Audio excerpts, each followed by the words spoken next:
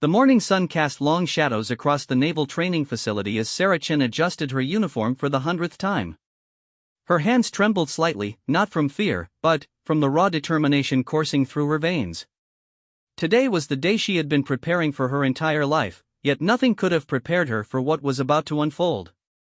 Sarah had grown up in a small coastal town where the sound of military helicopters was as common as seagulls crying overhead. Her father, a decorated Marine, had filled her childhood with stories of honor, courage, and the unbreakable bonds forged in combat. When he died in a training accident when she was 15, Sarah made a promise at his graveside that would shape every decision she made afterward. She would follow in his footsteps, but she would go further than he ever had.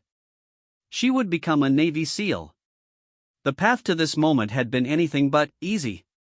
Years of rigorous physical training, countless hours studying military tactics, and enduring the skeptical glances of instructors who questioned whether a woman belonged in their ranks.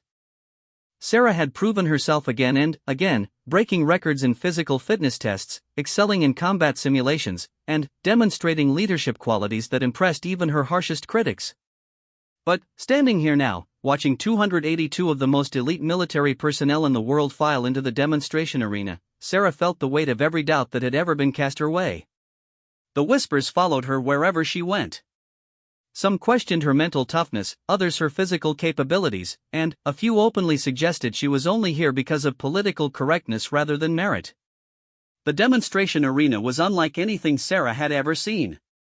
Built specifically for advanced combat training, it featured multiple levels, obstacle courses, and tactical scenarios that could be modified at a moment's notice.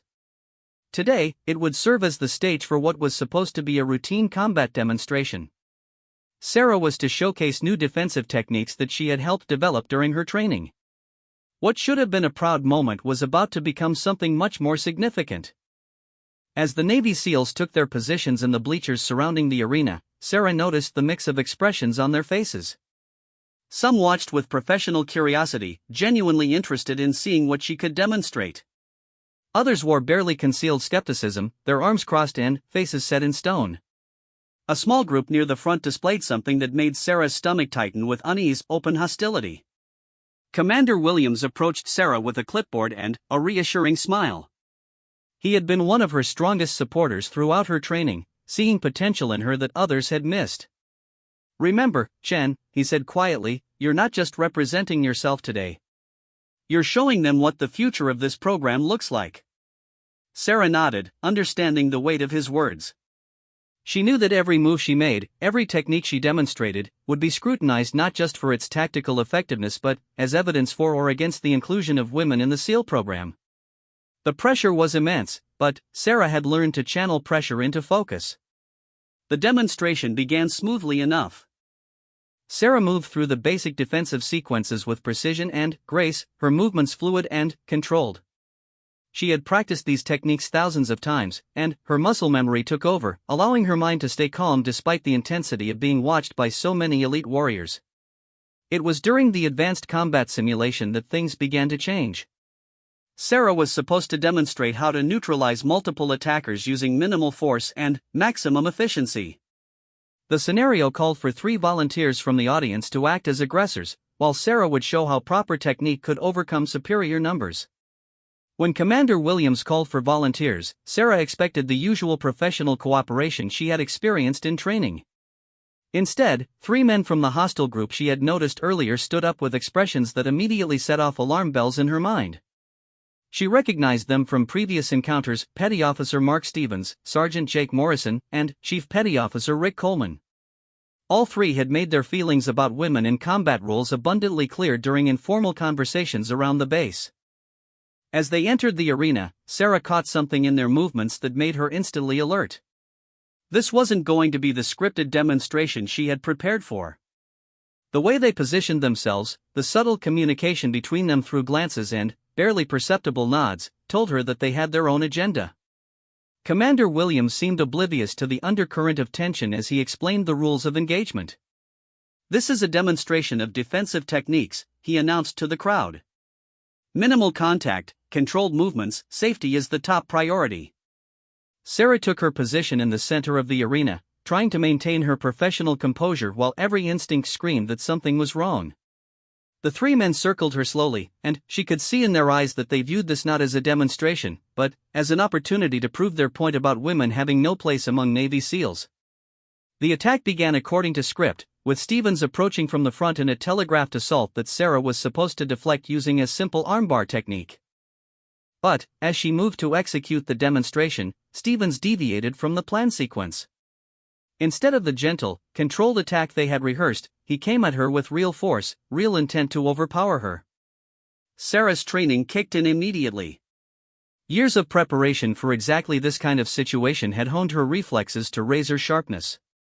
She flowed around Stevens' attack like water around a rock, using his momentum against him to send him stumbling past her. But there was no time to celebrate the successful counter, because Morrison was already moving in from her left flank, and his approach was anything but gentle. The arena fell silent except for the sound of feet moving on the mat and heavy breathing. What had started as a routine demonstration was rapidly becoming something else entirely. The 282 Navy SEALs in the bleachers leaned forward, sensing that they were witnessing something unprecedented. Morrison's attack was brutal and real. He threw a punch that would have seriously injured Sarah if it had connected, but she had already read his intention in his posture and movement. She stepped inside his reach, grabbed his extended arm, and used a technique that sent him crashing to the ground with enough force to drive the wind from his lungs. Coleman, the largest and most experienced of the three, realized that their plan to humiliate Sarah was backfiring spectacularly. Instead of backing down, he escalated further, charging at her with the kind of aggression that had no place in a training demonstration. His intent was clear: he was going to physically dominate her, consequences be damned. Sarah saw him coming and felt something shift inside her. This was no longer about demonstrating techniques or representing the future of the SEAL program. This had become about survival, about proving not just that she belonged here, but that she was dangerous to anyone who tried to intimidate or harm her. When Coleman reached her, Sarah didn't just defend herself, she attacked. Her movements were blindingly fast and brutally efficient. She struck him in 3 places simultaneously, targeting pressure points that would cause maximum pain while setting him up for what came next. As Coleman doubled over in agony, Sarah grabbed him and executed a throw that sent his 220-pound frame flying through the air before he crashed to the ground with a sickening thud. The arena erupted in chaos. Some of the SEALs were on their feet, shouting instructions or encouragement. Others sat in stunned silence, processing what they had just witnessed. Commander Williams was rushing toward the center of the arena, calling for order and medical assistance. But the 3 attackers weren't finished. As Sarah stood over Coleman's prone form, breathing hard but still alert, Stevens and Morrison were struggling to their feet. The humiliation of being defeated so decisively by the woman they had intended to intimidate had pushed them beyond rational thought. They looked at each other and seemed to reach a silent agreement. What happened next would be talked about in military circles for years to come. Stevens and Morrison rushed Sarah simultaneously from opposite sides, their attacks coordinated and vicious. They were no longer pretending this was a demonstration, they were trying to hurt her, to break her, to prove that women had no business in their world. Sarah's response was swift and devastating. She had trained for multiple attacker scenarios countless times, but this was the first time she had faced opponents who genuinely wanted to harm her. The difference in her mindset was immediate and profound. Every technique she had learned, every principle of combat that had been drilled into her, crystallized into a moment of perfect clarity. She caught Stevens' punch in mid-flight, twisted his arm in a way that made him scream, and drove her knee into his solar plexus with enough force to lift him off his feet. At the same time, she pivoted to catch Morrison's attack, grabbed him by the throat, and used his own momentum to slam him into the ground so hard that the impact echoed throughout the arena. The silence that followed was deafening. 3 of the Navy's elite warriors lay on the ground, 2 clutching injured limbs and 1 struggling to breathe. Sarah stood in the center of the arena, her uniform barely disheveled, her breathing controlled, her eyes scanning for any further threats. The transformation from defensive demonstrator to deadly warrior had taken less than 30 seconds. Commander Williams finally reached the center of the arena, his face a mixture of concern and amazement. He knelt beside each of the injured men, quickly assessing their condition while trying to understand how a routine demonstration had turned into something that looked more like a real combat engagement.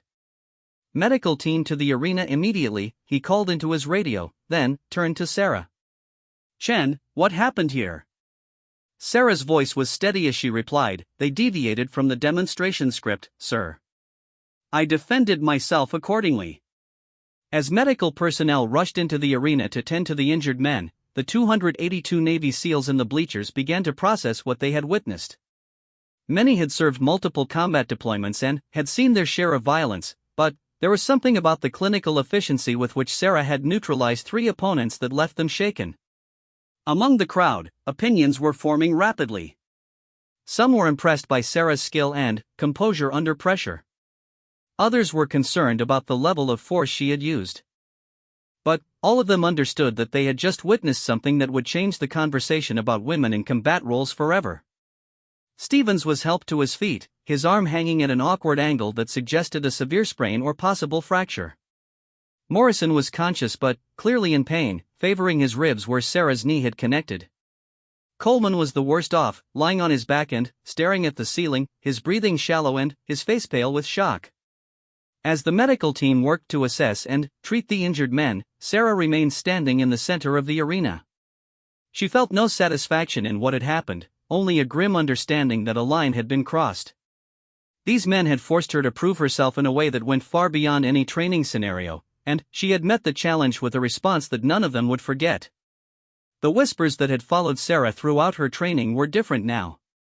Where once there had been doubt and skepticism, there was now a mixture of respect and wariness. She had proven beyond any shadow of a doubt that she belonged among these elite warriors, but the manner of that proof would have consequences that extended far beyond this single demonstration. As the arena began to empty and the injured men were taken for medical evaluation, Sarah found herself alone with Commander Williams. He looked at her with an expression that was difficult to read, a combination of pride and concern that reflected the complexity of what had just occurred. "That wasn't supposed to happen," he said quietly. Sarah met his gaze directly. "No, sir, it wasn't. But it did happen, and I dealt with it the only way I could." Commander Williams nodded slowly. He had seen enough combat to recognize the difference between excessive force and necessary defense. What Sarah had done was decisive and effective, but it would raise questions that would need to be answered at the highest levels of command. "There will be an investigation," he warned her. "What happened here today will be analyzed, reviewed, and debated by people who weren't in this arena." Sarah understood. The political implications of a female SEAL candidate seriously injuring 3 male personnel during a demonstration would reverberate far beyond this training facility. But, as she looked around the now empty arena, she felt no regret for her actions. She had been attacked, and she had defended herself with the skills she had been trained to use. The real question now was whether the Navy would see her response as evidence of her qualifications or as a liability they couldn't afford to manage. Either way, Sarah Chen had made her mark on the SEAL program in a way that no one would ever forget. The investigation began within hours of the incident. Sarah found herself sitting in a sterile conference room, facing a panel of senior officers whose expressions ranged from curious to openly hostile. The fluorescent lights hummed overhead, casting harsh shadows that made everyone look older and more severe than they actually were. Admiral Catherine Hayes led the inquiry, her silver hair pulled back in a severe bun and her eyes sharp with intelligence. Sarah had heard about Admiral Hayes. She was one of the few women to reach such a high rank in the Navy, and she had a reputation for being absolutely fair but utterly uncompromising when it came to military standards. "Petty Officer Chen," Admiral Hayes began, her voice carrying the authority of decades of command, "you are here because 3 Navy personnel were seriously injured during what was supposed to be a routine demonstration. I want you to walk me through exactly what happened, leaving out nothing." Sarah straightened in her chair and began her account. She spoke clearly and precisely, describing how the demonstration had started according to plan but quickly deviated when Stevens, Morrison, and Coleman abandoned the scripted scenario in favor of what appeared to be real attacks. She explained her decision-making process, the techniques she used, and the reasoning behind each response. As Sarah spoke, she watched the faces of the panel members. Some nodded occasionally, recognizing the tactical soundness of her decisions. Others remained stone-faced, clearly skeptical of her version of events. Admiral Hayes took notes but gave no indication of her thoughts. When Sarah finished her account, the questions began. They came rapidly and, from multiple directions, designed to test the consistency of her story and probe for any weaknesses or contradictions. "Did you consider using less force?" asked Commander Robert Nash, a veteran SEAL instructor with multiple combat deployments. "With respect, sir, I used the minimum force necessary to neutralize the threats I was facing," Sarah replied. "Each technique I employed was designed to stop the attack quickly and efficiently." The medical report indicates that Petty Officer Stevens has a dislocated shoulder and possible nerve damage, Admiral Hayes interjected. Chief Coleman has 3 cracked ribs and a concussion. Sergeant Morrison has bruised kidneys and difficulty breathing. Are these injuries consistent with minimum force? Sarah felt the weight of the question but didn't waver. "Ma'am, those men attacked me with intent to cause serious injury. The force I used was proportional to the threat they represented. In a real combat situation, the techniques I employed might have saved my life and the lives of my teammates." The questioning continued for over 3 hours. They examined every aspect of the incident from multiple angles, dissecting Sarah's responses and comparing them to established protocols for force escalation. They brought in video footage from multiple angles, slowing it down to analyze each movement and impact. What the footage revealed was both damning and vindicating for Sarah. It clearly showed that Stevens, Morrison, and Coleman had initiated real attacks rather than following the demonstration script. Their movements were aggressive, coordinated, and designed to overwhelm her. But it also showed the devastating efficiency with which Sarah had responded, her techniques precise and brutal in their effectiveness. During a break in the proceedings, Sarah was escorted to a small waiting room where she found herself alone with her thoughts for the first time since the incident. The adrenaline had long since faded, replaced by a bone-deep exhaustion that came not just from physical stress but from the emotional toll of having her every action scrutinized and questioned. She thought about her father and the promise she had made at his grave. He had always told her that being a warrior meant making difficult decisions in impossible circumstances. "The easy choices don't build character," he used to say. "It's what you do when everything is on the line that defines who you really are." When the investigation resumed, Admiral Hayes called in the 3 men Sarah had fought. Stevens entered first, his arm in a sling and his face pale with pain medication. He moved stiffly, clearly uncomfortable, but his eyes burned with resentment as he looked at Sarah. "Petty Officer Stevens," Admiral Hayes began, "I want you to describe the events leading up to your injury. Take your time and be thorough." Stevens' account was markedly different from Sarah's. According to him, the 3 men had volunteered for a standard demonstration and had followed the prescribed script. He claimed that Sarah had overreacted to routine contact, using excessive force that was completely unnecessary for a training scenario. "She came at me like she was trying to kill me," Stevens said, his voice tight with pain and anger. "I was barely touching her when she grabbed my arm and nearly ripped it out of the socket. This wasn't self-defense, this was assault." Morrison's testimony followed similar lines. He painted a picture of Sarah as an unstable individual who had used the demonstration as an excuse to hurt people. He claimed that her attacks had been unprovoked and excessive, far beyond what any reasonable person would consider necessary. Coleman's testimony was the most damaging. Despite his injuries, he spoke with conviction about Sarah's supposed instability. "She smiled when she threw me," he claimed. "I saw it in her eyes, she enjoyed hurting us. Someone like that has no business wearing this uniform." Sarah listened to each accusation without visible reaction, but inside she felt a cold fury building. These men were lying, trying to cover up their own misconduct by painting her as the aggressor. The injustice of it was overwhelming, but she forced herself to remain composed. When it came time for the panel to review the video evidence with the 3 men present, cracks began to appear in their story. The footage clearly showed Stevens deviating from the prescribed attack pattern, throwing a punch with real force rather than the gentle contact called for in the demonstration. Petty Officer Stevens, Commander Nash said, freezing the video at the moment of attack, "Can you explain why your movement here differs so dramatically from the technique you were supposed to demonstrate?" Stevens shifted uncomfortably in his chair. I may have gotten caught up in the moment. Training scenarios can be intense." "This isn't intensity," Admiral Hayes observed coldly. This is a clear deviation from the planned sequence. You threw a punch with enough force to cause serious injury if it had connected. As the questioning continued, Morrison and Coleman's stories also began to unravel. The video evidence was undeniable. They had coordinated a real attack on Sarah, abandoning the demonstration script in favor of what appeared to be an attempt to physically dominate and humiliate her. The truth that emerged was uglier than Sarah had even realized. During the investigation, other personnel came forward with accounts of the three men's conversations before the demonstration.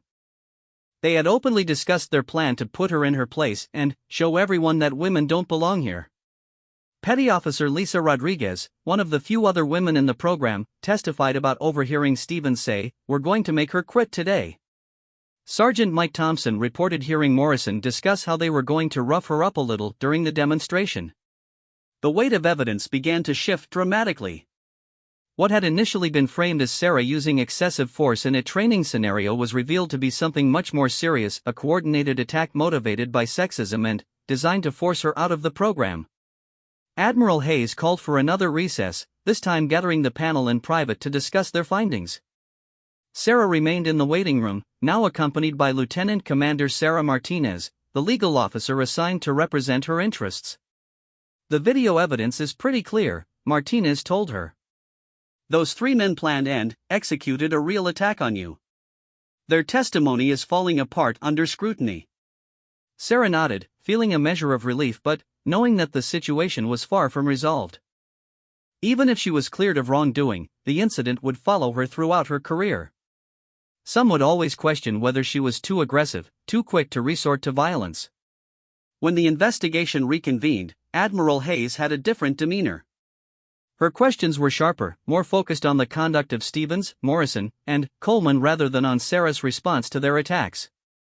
"Petty Officer Stevens," she said, her voice carrying unmistakable authority, "you and your colleagues deliberately planned to assault a fellow service member during a training demonstration. Is that correct?" Stevens tried to deny it, but the evidence was overwhelming. Testimony from witnesses, the video footage, and the inconsistencies in his own story had built an undeniable case against him and his companions. The investigation concluded after 2 more days of testimony and evidence review. Admiral Hayes delivered the panel's findings in the same conference room where it had all begun, but the atmosphere was completely different now. This panel finds that Petty Officer Chen acted in accordance with her training and used appropriate force to defend herself against unprovoked attacks, Admiral Hayes announced. Her actions, while resulting in serious injuries, were justified under the circumstances she faced. The relief Sarah felt was profound, but Admiral Hayes wasn't finished. Furthermore, this panel finds that Petty Officers Stevens, Morrison, and Chief Coleman engaged in conduct unbecoming of Navy personnel. They planned and executed a coordinated assault on a fellow service member, motivated by discriminatory attitudes that have no place in the United States Navy. The consequences for the 3 men were severe. Stevens faced a general court-martial for assault and conduct unbecoming. Morrison received a similar fate, while Coleman, as the senior member of the group, faced additional charges related to abuse of authority and failure to maintain good order and discipline. But the impact of the incident extended far beyond the punishment of the 3 attackers. Word of what had happened spread throughout the military community, sparking debates about women in combat roles, hazing, and the culture of elite military units.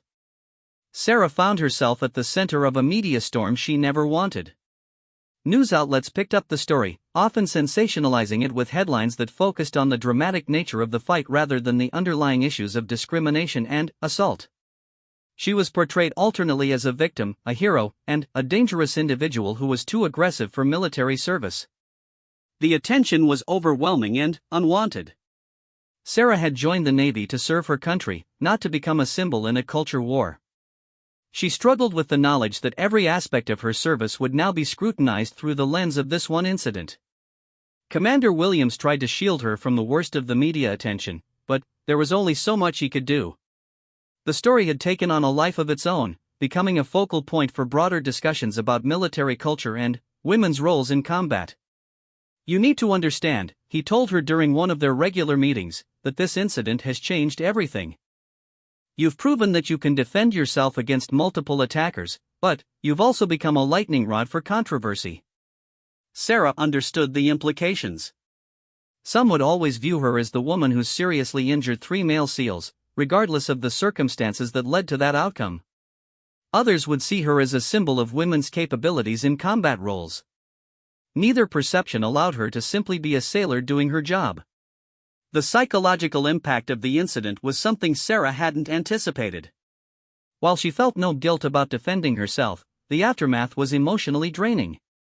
She found herself constantly analyzing the confrontation, wondering if she could have handled it differently, questioning whether the level of force she used was truly necessary. Dr. Jennifer Walsh, the base psychologist, helped her work through these feelings during mandatory counseling sessions.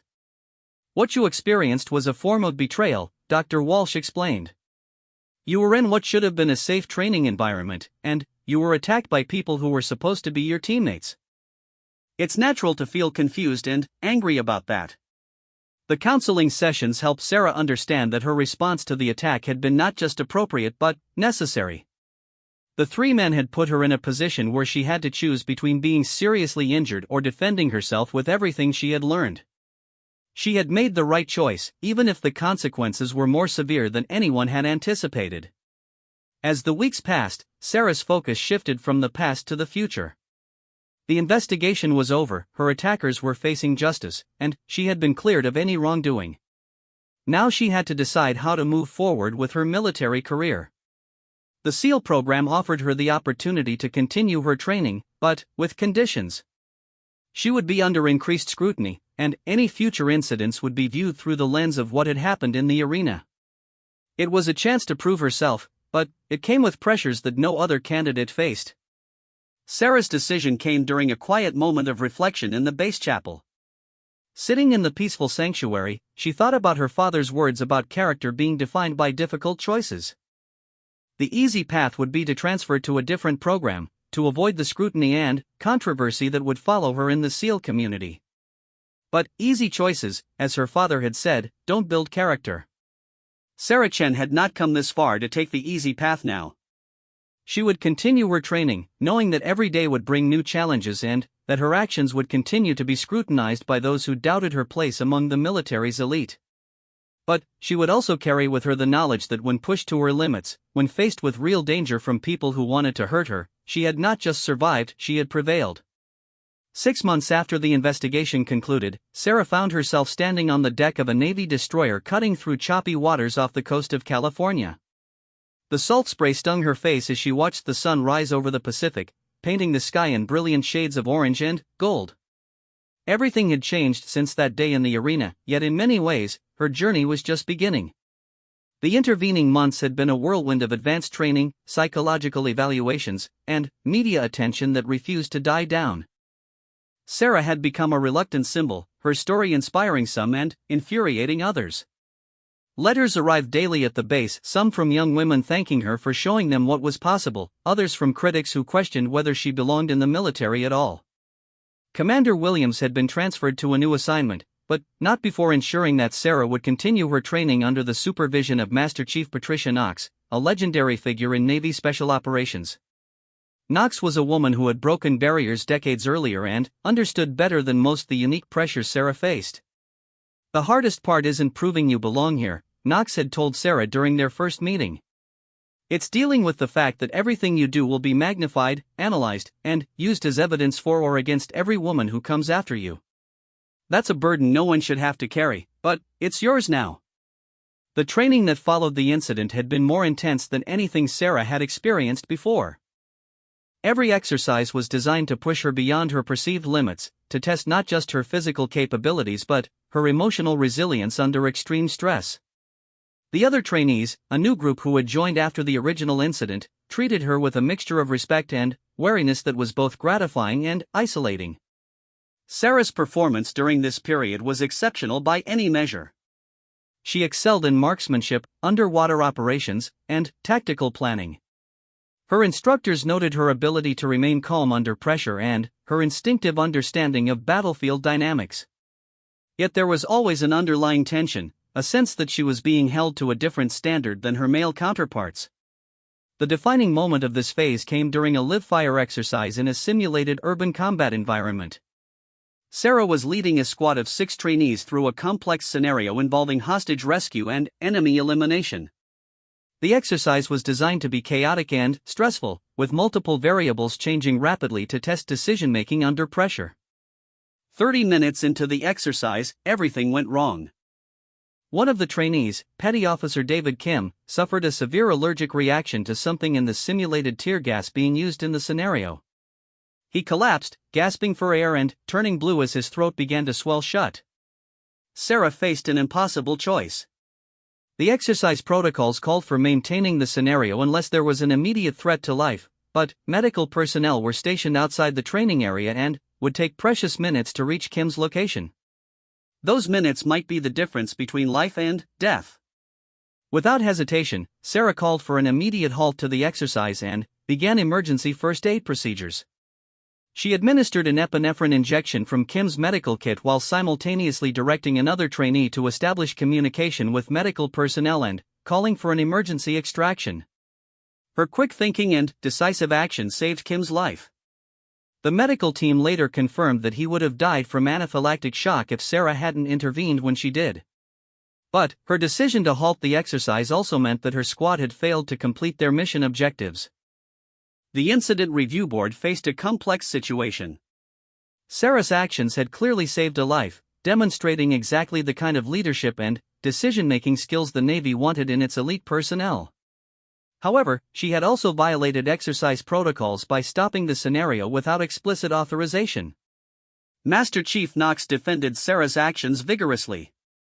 Any leader worth their rank would have made the same choice, she argued during the review. The mission is important, but the lives of your people come first. That's not just good leadership, it's what we train them to do. The board ultimately agreed, commending Sarah for her quick thinking and decisive action. But the incident reinforced the pressure she felt to be perfect in every situation. A male trainee might have been praised and forgotten, but Sarah's actions were dissected and analyzed as evidence of how women leaders respond under pressure. The psychological toll of this constant scrutiny was significant. Sarah found herself second-guessing decisions that should have been instinctive, wondering if she was being too aggressive or not aggressive enough. Sleep became elusive as she replayed scenarios endlessly in her mind, searching for ways she could have performed better. Dr. Walsh continued to work with Sarah through these challenges, helping her develop coping strategies for the unique stresses she faced. "You're dealing with something that very few people have ever experienced," the psychologist explained. "Every action you take is being viewed through the lens of your gender rather than your qualifications. That's not fair, but it's the reality you have to navigate." The breakthrough came during a particularly difficult training exercise involving survival, evasion, resistance, and escape protocols.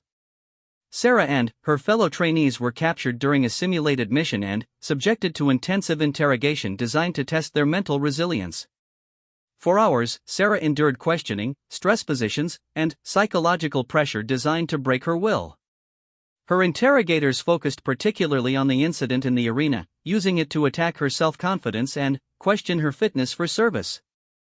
They suggested that she was unstable, that she enjoyed violence, that she was a liability to any team she might serve with. But, instead of breaking her down, the interrogation helped Sarah find clarity. As she sat in that dark room, subjected to relentless psychological pressure, she realized something important: she had been allowing other people's opinions and expectations to define her relationship with her own actions.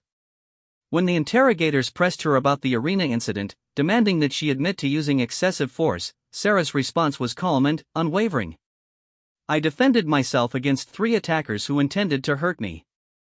I used the skills I was trained to use, and I did what was necessary to survive. I'm not ashamed of that, and I won't apologize for it." The strength of her conviction surprised even her interrogators. Here was someone who had faced real violence, real danger, and had responded appropriately. The confidence in her voice as she described her actions revealed someone who had fully accepted responsibility for her choices and was comfortable with the consequences. When the exercise concluded, Sarah emerged changed. The self-doubt that had plagued her for months was replaced by a quiet confidence that impressed everyone around her. She had finally internalized what her supporters had been telling her all along, that her actions in the arena had been not just justified but necessary. This newfound confidence translated into improved performance across all areas of her training. Sarah's scores on tactical exercises increased dramatically, and her leadership abilities became even more pronounced. More importantly, she stopped second-guessing herself in critical moments, allowing her instincts and training to guide her actions. The final phase of her advanced training took place at a remote facility in the Nevada desert. Here, Sarah and the remaining trainees faced the most challenging scenarios of their entire program, complex multi-day operations that tested every skill they had learned. During one particularly grueling exercise, Sarah's team was tasked with infiltrating a heavily defended compound to extract a high-value target. The scenario was designed to be nearly impossible, requiring perfect coordination, flawless execution, and the ability to adapt to rapidly changing circumstances. Sarah found herself in command of the operation when the designated team leader was killed during the initial assault phase. Taking charge under fire, she quickly reassessed the situation and developed a new approach that utilized each team member's strengths while minimizing exposure to enemy fire. What followed was a textbook example of small unit tactics. Sarah's team moved through the compound like ghosts, neutralizing guards silently and efficiently while maintaining perfect communication and coordination. When they encountered unexpected resistance, she adapted the plan on the fly, always staying one step ahead of the opposing force. The extraction itself was flawless. Sarah's team secured the target and exfiltrated the area without suffering a single casualty. The operation was completed in record time and with a level of precision that impressed even the most demanding instructors. In the after-action review, the senior instructor, a grizzled veteran with 3 decades of special operations experience, made a comment that would stay with Sarah forever. In 30 years of running these exercises, I've seen maybe a dozen leaders who could adapt and execute like that under pressure. Chen just made the list. The recognition meant everything to Sarah, not because she needed validation, but because it confirmed what she had always believed about herself. She belonged here not because she was a woman proving a point, but because she was a warrior who had earned her place through skill, courage, and determination. As her advanced training neared completion, Sarah received news that would shape the next phase of her career. She was being recommended for assignment to an operational SEAL team, something that would have been unthinkable just a year earlier. The recommendation came with the highest possible endorsements from her instructors and training officers. Master Chief Knox delivered the news personally, her weathered face showing rare emotion as she spoke. "You've done something that a lot of people thought was impossible," she said. "You've proven that excellence has no gender. Every woman who serves after you will have an easier path because of what you've accomplished." The assignment would take Sarah overseas, where she would face real combat situations and work alongside some of the most elite warriors in the world. It was everything she had dreamed of since making that promise at her father's grave, yet she understood that the challenges ahead would be even greater than those she had already faced. The night before her departure for her new assignment, Sarah stood once again on the deck of a Navy vessel, this time looking out at the lights of San Diego Harbor. The journey from that traumatic day in the arena to this moment had been longer and more difficult than she could have imagined. She had faced physical violence, institutional skepticism, media scrutiny, and her own self-doubt. But she had survived it all and emerged stronger. The woman who had been attacked in the arena had been motivated by anger and the need to prove herself. The woman standing on this deck was driven by something deeper, a commitment to excellence and service that transcended personal validation. Sarah thought about Stevens, Morrison, and Coleman, all of whom had been discharged from the Navy following their court-martial convictions. Their attempt to destroy her career had instead opened doors that might have remained closed for years. Their defeat had become her victory, not just in that moment of violence but in everything that followed. She also thought about the letters from young women who saw her as an inspiration. Many of them were now entering military service themselves, carrying forward the torch that Sarah had helped to light. The burden of representation that had once felt crushing now felt like a privilege, the chance to make the path easier for those who would follow. As the ship prepared to dock, Sarah pulled out her phone and scrolled through the latest batch of messages from supporters around the world. Among them was a photo from a young Marine recruit, a 19-year-old from Texas who had enlisted after hearing Sarah's story. The recruit was standing in front of a banner that read Semper Fi with a handwritten note, "Thank you for showing me what's possible." Sarah smiled as she put the phone away. Tomorrow would bring new challenges, new opportunities to prove herself, and new chances to demonstrate that courage and skill were the only qualifications that truly mattered. The arena fight had ended 6 months ago, but the war for acceptance and respect was ongoing. The difference was that Sarah now knew she would win that war, not through violence or confrontation, but through the steady accumulation of achievements that would speak louder than any critic's voice. She had crushed more than just the legs of 3 attackers in that arena, she had crushed the barriers that had stood in her way and the doubts that had held her back. The future stretched ahead of her, full of possibilities that would have been unimaginable just a year ago. And Sarah Chen was ready to embrace every challenge it would bring. 2 years later, Sarah Chen stood in the briefing room of a forward operating base in Eastern Europe, her face painted with camouflage and her equipment meticulously checked for the 3rd time. Outside, the pre-dawn darkness was broken only by the occasional sound of helicopters preparing for missions across the region. This was her 12th operational deployment since joining SEAL Team 7, and she had long since proven that the incident in the arena was not an anomaly but a preview of the warrior she would become. The mission briefing was routine by now: infiltrate, gather intelligence, extract without detection. But Sarah had learned that no mission was ever truly routine, especially in a region where political tensions could explode into violence without warning. Her team leader, Lieutenant Commander Jake Harrison, had become more than just a commanding officer over the past months. He was a mentor who had seen her potential from the beginning and helped her navigate the complex dynamics of operating as the only woman on an elite special operations team. "Chen, you're on point for the approach," Harrison announced, his voice carrying the calm authority that came from years of leading men and women into dangerous situations. "Your route analysis was spot on during the briefing. Take us in."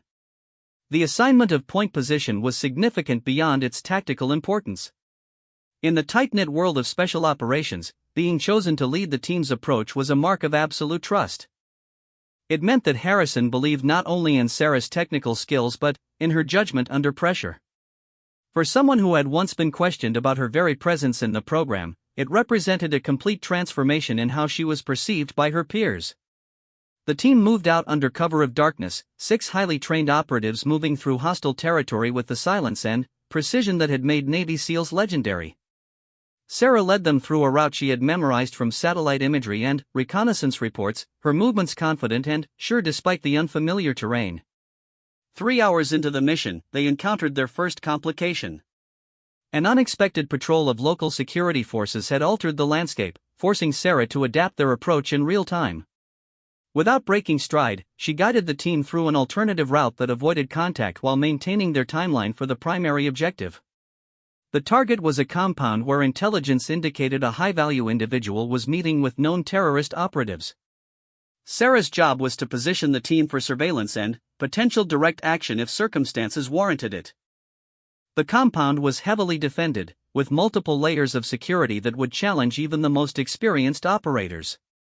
As they approached the perimeter, Sarah felt the familiar calm that had become her trademark in dangerous situations.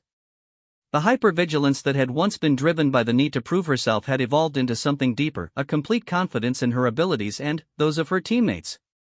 She was no longer fighting to belong, she simply was where she belonged. The surveillance phase revealed more activity than expected.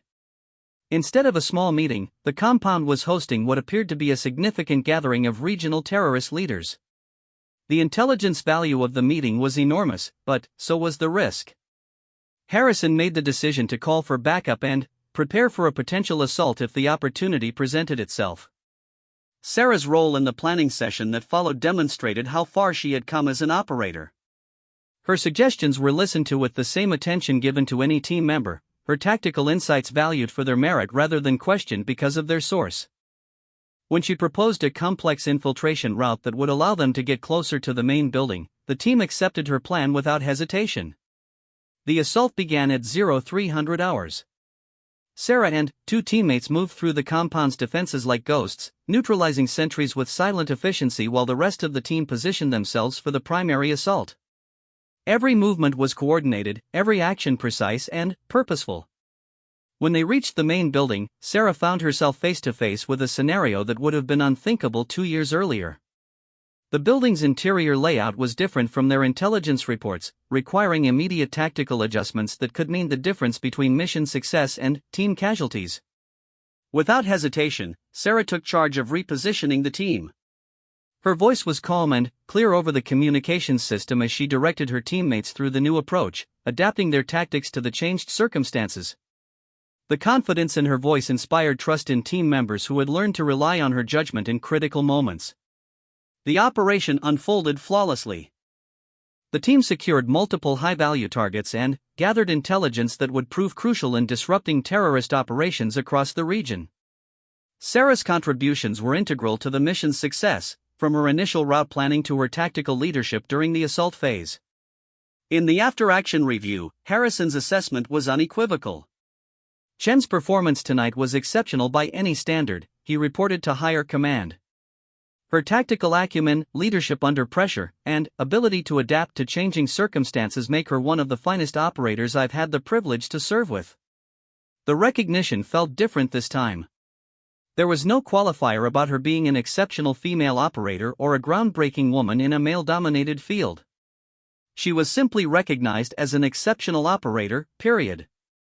The goal she had been pursuing since that first day in the arena had finally been achieved. She was judged solely on her merits as a warrior. Word of Sarah's operational success spread through the special operations community, but the reaction was markedly different from the media frenzy that had followed the arena incident.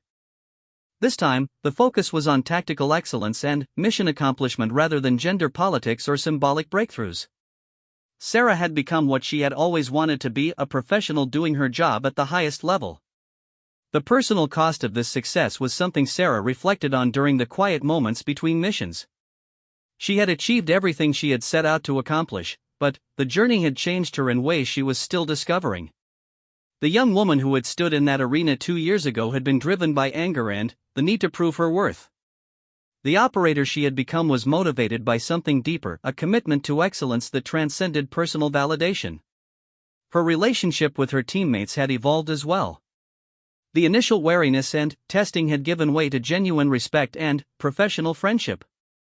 These men had seen her perform under the most dangerous circumstances possible, and they had learned to trust her not because she was trying to prove something, but because she consistently delivered when it mattered most. The dynamics of leadership had also shifted. Junior operators, both male and female, now sought her mentorship and guidance. Sarah found herself in the position of teaching others the lessons she had learned through trial and, sometimes painful, experience. The responsibility of mentoring the next generation was both humbling and inspiring. One such mentee was Petty Officer Maria Santos, a young woman who had entered the SEAL program inspired by Sarah's example. Santos faced many of the same challenges that Sarah had encountered, but with the advantage of following a path that had already been established. Sarah took special care in guiding her through the psychological and professional challenges of being a woman in an elite military unit. "The hardest part isn't proving you can do the job," Sarah told Santos during one of their training sessions. "It's learning to trust yourself when everyone else is watching for you to fail. Once you understand that their expectations don't define your capabilities, everything else becomes just another part of the mission." The mentoring relationship reminded Sarah of how far she had traveled from those early days of constant scrutiny and self-doubt. She could now see her journey with the perspective that comes from success and the wisdom that comes from surviving significant challenges. The arena incident, once a source of anxiety and uncertainty, had become simply the first chapter in a story of professional achievement. During a rare break between deployments, Sarah returned to the naval training facility where her journey had begun. The arena where she had faced Stevens, Morrison, and Coleman looked smaller somehow, less intimidating than it had in her memory. Standing in the center of that space, she could barely reconcile the uncertain young woman who had entered this room 2 years ago with the confident operator she had become. Commander Williams, who had since returned to the facility as the senior instructor, greeted her warmly. His pride in her accomplishments was evident, but so was his understanding of the price she had paid to achieve them. "I always knew you had the potential to be exceptional," he told her as they toured the facility together. "But I don't think anyone could have predicted just how far you would go or how much you would change this program." The changes were visible everywhere. The training facility now regularly hosted female candidates, and their presence was no longer seen as experimental or controversial. Sarah's success had opened doors, but, more importantly, it had changed attitudes about what was possible and appropriate in military service. The current class of SEAL candidates included 6 women, all of whom were training alongside their male counterparts without the extra scrutiny and skepticism that had marked Sarah's experience. Their integration into the program was smooth and professional, a testament to how much the culture had evolved in just 2 years. Sarah was invited to address the current class of candidates, an honor that would have been unthinkable during her own training. Standing before the group of aspiring SEALs, she chose her words carefully, knowing that they would remember this moment throughout their own journeys. 2 years ago, I stood in that arena and faced 3 men who tried to break me, she began, her voice carrying the authority that comes from experience. They failed not because I was stronger or tougher than they were, but because I refused to let their limitations define my possibilities. Each of you will face moments when people question whether you belong here. Your response to those moments will determine not just your own future, but the future of everyone who follows in your footsteps. The speech resonated with the candidates, but what impressed them most was not Sarah's words but her presence. Here was someone who had faced the worst possible circumstances and emerged stronger, who had turned adversity into opportunity and doubt into determination. She represented the possibility that exists when talent meets opportunity and persistence overcomes prejudice. After the ceremony, Sarah walked through the base one more time, visiting the places where she had struggled and grown and ultimately triumphed. Each location held memories that were now sources of strength rather than pain. The conference room where she had faced investigation, the training areas where she had pushed herself beyond perceived limits, the barracks where she had wrestled with self-doubt, all of these places had contributed to making her the person she had become. The final stop was the base chapel, where she had made the decision to continue her training despite the challenges she knew she would face. Sitting in the same pew where she had found clarity 2 years earlier, Sarah reflected on the journey that had brought her to this point. The promise she had made at her father's grave had been fulfilled beyond her wildest expectations. She had not only followed in his footsteps but had created a path that others could follow. The little girl who had listened to stories of military honor and courage had become someone whose own story would inspire the next generation. As she prepared to leave the chapel, Sarah's phone buzzed with a message from Lieutenant Commander Harrison.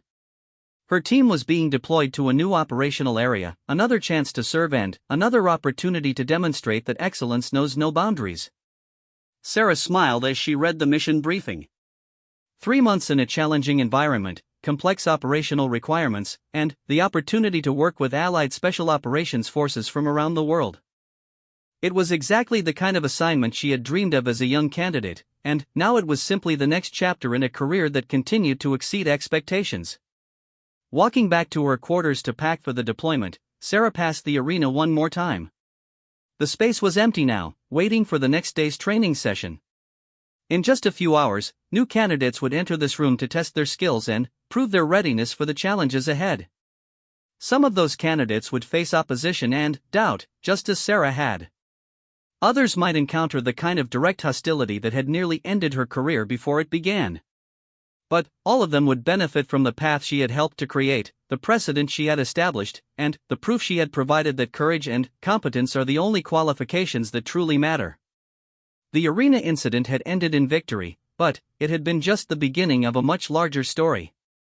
Every mission Sarah completed, every challenge she overcame, and every barrier she broke down made it easier for those who would follow. The 3 men who had tried to destroy her career had instead become unwitting architects of change, their failure becoming the foundation for transformation that extended far beyond a single training facility. Standing at the threshold of another deployment, another chance to serve at the highest level, Sarah Chun understood that her greatest victory had not been defeating 3 attackers in combat. It had been transforming that moment of violence into a lifetime of service, turning adversity into opportunity, and proving that the true measure of a warrior is not the force of their first strike, but the strength they show in getting back up and moving forward. The future stretched ahead, full of missions yet to be completed and challenges yet to be faced. And Sarah Chen was ready for all of it.